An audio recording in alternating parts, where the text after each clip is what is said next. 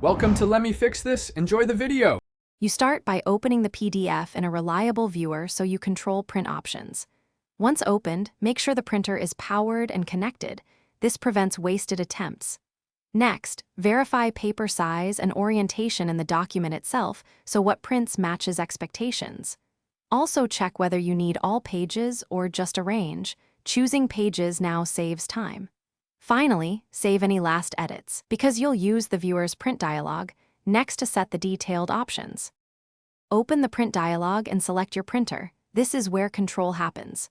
Once selected, adjust scaling, choose fit to page if content is trimmed or actual size to preserve layout, preview to confirm. Make sure to set color versus grayscale and turn on duplex printing if you want double-sided output.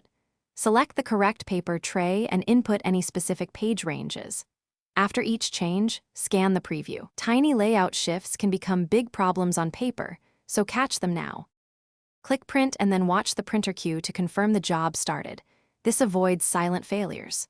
Once printed, collect pages and inspect margins, alignment, and toner or ink quality. Catching defects immediately lets you stop further printing. If output is wrong, cancel remaining pages and make adjustments. If things go wrong, reboot the printer, resend the job, or open the PDF in another application and export a fresh PDF before retrying. That single troubleshooting tip often clears driver or rendering hiccups quickly. Thanks for watching. If you found this helpful, don't forget to like and subscribe.